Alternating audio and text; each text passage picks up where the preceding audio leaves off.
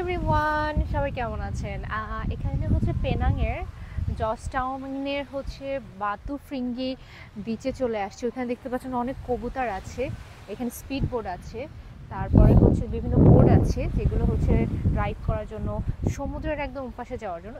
যত সমুদ্রের ওগুলো এখানে একদম বিচের এখানে ওই যে দেখতে পাবেন এই পাশে ওপেনলি হচ্ছে যে মাসাজগুলো, মেয়েদের জন্য আলাদা যে সেকশন আছে এখানে হচ্ছে যে ইয়ে করে রাখা, আর এই সাইডে ছেলেদের জন্য, মানে যারা একটু চাচ্ছে যে অনেক বেশি ট্যুর ঘোরাফেরা করার জন্য এখানে মাসাজ পার্লারগুলো available open. But it's good, this is ভাবে। সো আমি একটু শর্ট টাইমের একটা ট্রিপ নিয়ে আসছিলাম মালয়েশিয়াতে, অ্যান্ড বিচে এসে বেশ ভালো লাগছে। বাতাস আছে খুব প্রচুর পরিমাণের, ইভেন হচ্ছে যে অনেক ফরেনাররা আসে এখানে। ফরেনাররা এসে দেখা যাবে যে হোটেলগুলোতে বা এখানে এসে দেখা যাচ্ছে যে ওরা রিল্যাক্স করতেছে। কিন্তু সবথেকে বেস্ট অপশন হচ্ছে যে আপনি যদি এখান থেকে একটা বোট নিয়ে আরও ভিতরে আইল্যান্ড আছে ওইখানে যদি যেতে পারেন, সেটা হবে হচ্ছে সবথেকে বেস্ট অপশন। আর এখানে বসে আপনি অতটা বেশি ভিউ দেখতে পাবেন না যত না আপনি আইল্যান্ডে যাবেন।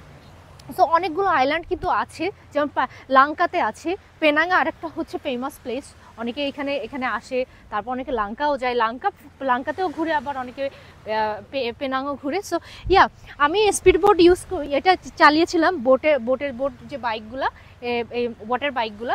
দিস ইজ অ্যামেজিং, অ্যান্ড এটা আমার লাইফের ফার্স্ট এক্সপিরিয়েন্স ছিল।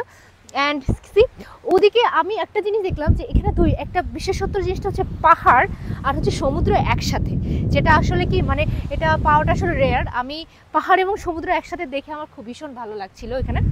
আর এটা শর্ট টাইমের ট্রিপের জন্য বলবো যে এটা আমার জন্য ঠিকই ছিল। অনেকে আরও বেশি স্টে করতে পারেন, অনেকে আরও সুন্দর মোমেন্ট কাটাতে পারেন।